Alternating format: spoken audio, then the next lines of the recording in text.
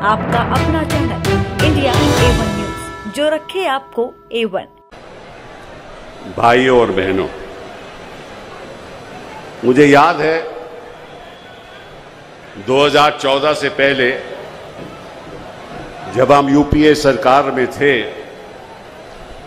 उस समय अरविंद केजरीवाल जी हमारी मुखालफत करते थे और हमें लगता था कि गोदी मीडिया उनके साथ है। लेकिन समय बदल गया, सरकारें बदल गई, प्रधानमंत्री बदल गए और गोदी मीडिया भी शिफ्ट कर गया। अब गोदी मीडिया सरासर मोदी जी के साथ है। कई और चीजें भी बदल गई। उन्होंने कहा था कि आपने कांग्रेस को 60 साल दिए, केवल हमें 60 महीने दो कि हम हिंदुस्तान की कायाकल्प बदल देंगे, हिंदुस्तान को बदल देंगे, हिंदुस्तान को इतना प्रगतिशील बना देंगे, इतना प्रगतिशील बना देंगे कि विश्व देखता रह जाएगा। 60 महीने नहीं, उनको लगभग 120 महीने मिले और इन्होंने हिंदुस्तान का नक्शा बदल दिया। इनको केवल मीडिया ने, उन्होंने केवल मीडिया को गोदी मीडिया नहीं बनाया, सब संस्थाओं को गोदी बना दिया। चाहे वो इलेक्शन कमीशन हो, चाहे वो ईडी हो, चाहे वो सीबीआई हो, चाहे कोई भी संस्था हो, जुडिशरी के अलावा इन्होंने सबको अपनी गोदी में बैठा दिया। उसका नतीजा क्या हुआ कि लोकतंत्र खतरे में है, भाईचारा खतरे में है और जो इनकी मन मर्जी होती है वो ये करते हैं। आज मैं आपके सामने एक निर्दलीय सांसद के रूप में खड़ा हूं और मैं सोचता हूं और जानता हूं कि वक्त आ गया है कि सभी विपक्षी दलों को एकजुट होकर मोदी जी का सामना करना होगा। जिस तरह से मोदी जी शासन चला रहे हैं, मुझे नहीं लगता कि कोई भी सरकार बच पाएगी। आपको याद होगा कि हमेशा मोदी जी मंच पे कहते हैं कि मुझे एक डबल इंजन सरकार चाहिए। अब डबल इंजन सरकार का मतलब क्या है? उसका मतलब यह है कि हर प्रदेश में मेरी सरकार होनी चाहिए, केंद्र में मेरी सरकार हो, हर प्रदेश में मेरी सरकार हो, तभी तो डबल इंजन सरकार होगी। इसका मतलब लक्ष्य क्या है? लक्ष्य क्या है कि सारी ऑपोजिशन को खत्म करना, सारे प्रदेशों को अपने कब्जे में ले लेना, यही है लक्ष्य। लेकिन डबल इंजन सरकार बनेगी नहीं। मैं आपको आज एक बात बताना चाहता हूं कि ये सरकार, डबल इंजन सरकार कभी हो ही नहीं सकती। केवल ये डबल बैरल सरकार है। डबल बैरल क्यों? कि एक बैरल तो ईडी और दूसरा बैरल सीबीआई। अब इन्होंने दिल्ली के साथ क्या किया, उस बात पे मैं अब आना चाहता हूं। आपने मुख्यमंत्री जी को चुना, दिल्ली सरकार में इतनी बहुमत के साथ आम आदमी पार्टी आई, लेकिन जब से आम आदमी पार्टी यहां शासन कर रही है, तब से इनका इरादा यह है कि किसी तरीके से इस शासन को चलने ना दो। आपको मालूम है कि संविधान में, क्योंकि दिल्ली एक राजधानी है, इसलिए मैं सरल तरीके से आपको समझाना चाहता हूं। मैं कोई कानूनी बात नहीं करूंगा, लेकिन ऐसी बात करूंगा जो आप लोगों को समझ आए। संविधान हमारा यह कहता है कि 3 चीजें केंद्र सरकार के हक में होंगी, जिसके बारे में राज्य सरकार जो है, जो केजरीवाल की सरकार है, उसमें दखल अंदाजी नहीं हो सकती। पहला तो जमीन, लैंड। ये क्यों? क्योंकि अगर दिल्ली जो हमारी राजधानी है, वहां एक डेवलपमेंट होगी और किस तरह से मकान बनेंगे, किस तरह से इमारतें बनेंगी, तो उसका सारा पावर जो है वो केंद्र सरकार को है, वो सही भी है। दूसरा, पुलिस। यहां कोई दंगे हो जाएं, यहां कोई फसाद हो जाए तो क्योंकि राजधानी है, पुलिस की पावर भी केंद्र सरकार को होगी। और तीसरा पब्लिक ऑर्डर, जिसको हम कहते हैं सार्वजनिक व्यवस्था, जहां तक पब्लिक ऑर्डर का भी सवाल है, वो भी पावर केंद्र सरकार को होगी। इसके अलावा कोई पावर केंद्र सरकार को नहीं होगी।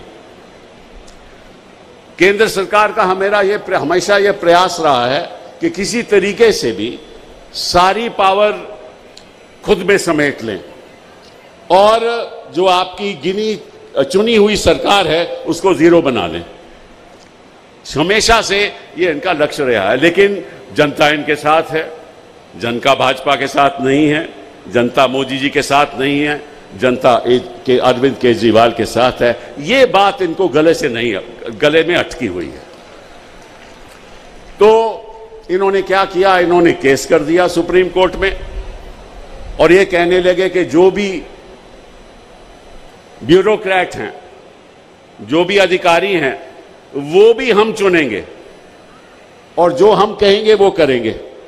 तो मैं मोदी जी से पूछना चाहता हूं कि आपने फिर दिल्ली को एक लेजिस्लेटिव असेंबली क्यों दी? अगर आपने सारी पावर ही अपने हाथ में रखनी है तो फिर आप इसको यूनियन टेरिटरी की तरह चलाना चाहते हो। आपको मालूम है कि चंडीगढ़ यूनियन टेरिटरी है, आपको मालूम है कि कई ऐसी जगह हिंदुस्तान में है जो यूनियन टेरिटरी रही हैं और वहां कोई असेंबली नहीं है। असेंबली बनाने का मतलब क्या था? असेंबली बनाने का यही मतलब था ना कि जो लोग चाहें वही काम हो, लेकिन यहां लगता है कि जो मोदी जी चाहते हैं वही काम होना चाहिए। ये तो ना तो जनता को स्वीकार होगा, ना हमारे लोगों को स्वीकार होगा, ना हमारी देश की जनता को स्वीकार होगा। तो इन्होंने बड़ा प्रयास किया, सुप्रीम कोर्ट पे मामला गया, पहले 5 जजेस ने फैसला किया, उसके बाद दोबारा फैसला हुआ, दोबारा 5 जजेस का फैसला हुआ और इन्होंने कोशिश ये की कि लेफ्टिनेंट गवर्नर को द्वारा जो भी, देखिए किसी भी मंत्री के नीचे एक सेक्रेटरी होता है, जो भी मंत्री और जो भी सरकार के फैसले होते हैं उन फैसलों का पालन सेक्रेटरी को करना पड़ता है। लेकिन इन्होंने ये तय कर लिया कि सेक्रेटरी भी हम बनाएंगे और जो हम कहेंगे वो सेक्रेटरी करेगा, लेकिन मंत्री का कहना नहीं मानेगा। इन्होंने ये कोर्ट के सामने रखा, कोर्ट ने कहा ये असंवैधानिक है, ये गलत है, क्योंकि फिर इलेक्टेड गवर्नमेंट का, लेजिस्लेटिव असेंबली का, मंत्रिमंडल का फायदा ही क्या है? अगर सारी चीजें आप ही ने करनी है तो फिर आपने चुनाव क्यों कराया?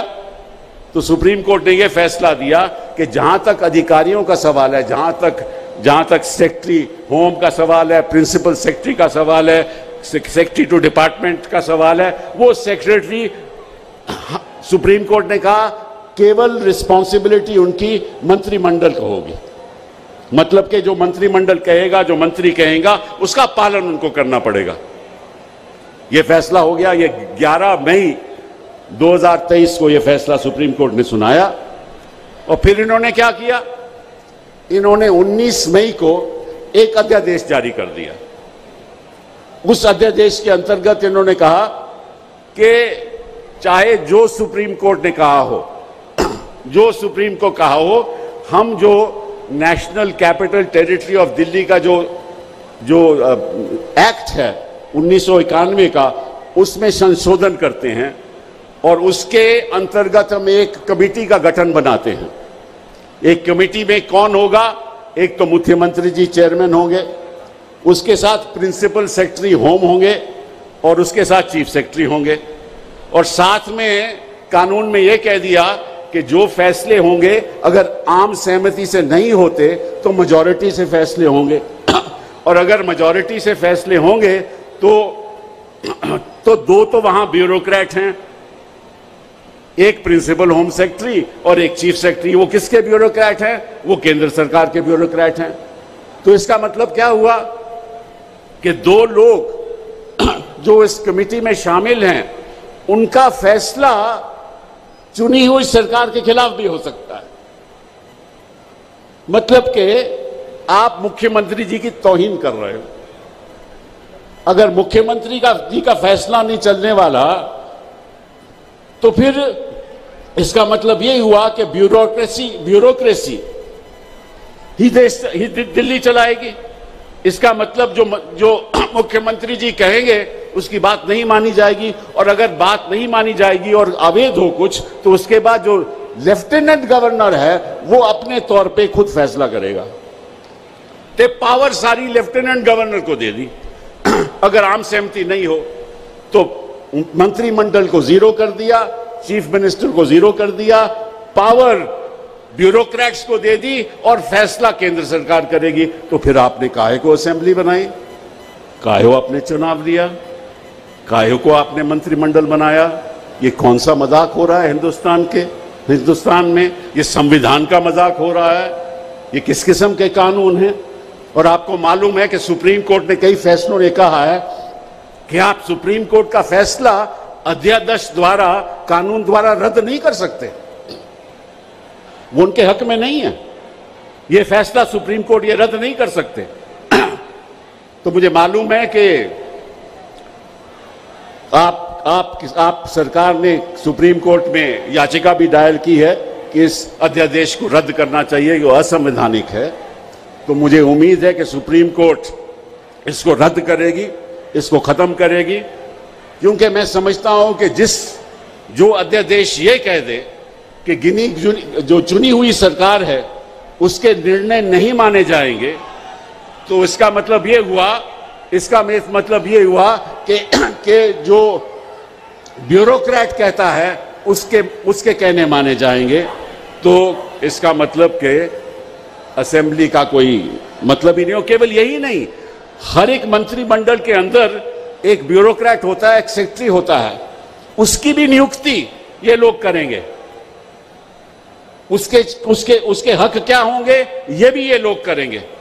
और अगर इसमें भी कोई मतभेद हो कमेटी में, तो वो भी फैसला लेफ्टिनेंट गवर्नर करेगी।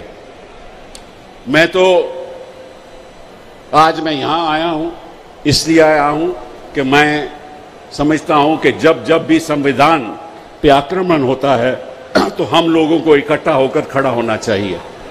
मैं एक निर्दलीय सांसद हूं, मैं किसी पार्टी से जुड़ा नहीं हूं। अखिलेश जी की वजह से उन्होंने मुझे निर्दलीय रूप में यहां पार्लियामेंट में भेजा है, और मेरा मकसद ये रहेगा कि आने वाले दिनों में हर प्रदेश में जाकर मैं ये बात कहूंगा कि वक्त आ गया है कि हम सबको एकजुट होकर मोदी जी के खिलाफ लड़ाई लड़नी चाहिए। मैं आज आपको एक मन की बात बताना चाहता हूं। मोदी जी हमेशा बच्चों को मन की बात बताना चाहते हैं, मैं भी आपको मन की बात बताना चाहता हूं। वो ये है कि जनता इनको पसंद नहीं करती, जनता इनको नहीं चाहती। जनता कहती है काफी हो गया, आपको बड़ा वक्त दे दिया, आप तो एक अमीरों के प्रधानमंत्री हैं, आम जनता के मामलों में तो आप दखलंदाजी नहीं करते। जनता पिस रही है। मैं आपको सच बात बताऊं कि आज के दिन में कौन सा ऐसा विभाग है जिसमें आम आदमी का फायदा हुआ हो। इस देश में 10% लोगों की जो संपत्ति है, 10% लोगों की जो संपत्ति है, वो देश के जो 76% संपत्ति है वो 10 लोगों के पास है। 76%। 80 करोड़ लोग यहां 10,000 से कम पर माह कमाते हैं। तो ये कौन सा देश है? किसकी बात आप कर रहे हो? हम इंसाफ चाहते हैं, और इसलिए मैंने कुछ ही महीनों पहले एक निर्णय किया था कि हम एक वेबसाइट चलाएंगे जिसका नाम होगा इंसाफ के सिपाही।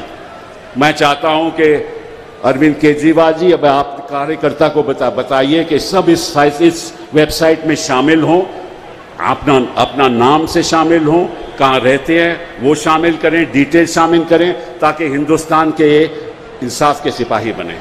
ये बहुत ज़रूरी है, क्योंकि ये लड़ाई इंसाफ की लड़ाई है। जिस तरह से बेइंसाफी हो रही है हमारे देश में, उसको हमें एकजुट होकर लड़ना है। बहुत वक्त ले लिया मैंने आपका, मैं आभारी हूँ केजरीवाल जी का कि उन्होंने मुझे ये मौका दिया। मैं चाहता था कि आपके सामने आकर मैं ये तो बता दूं कि आप लोग, हम लोग, सारे विपक्ष के लोग इकट्ठा होकर एक मंच 2024 में मोदी जी को हरा कर रहेंगे। बहुत बहुत धन्यवाद, शुक्रिया। है।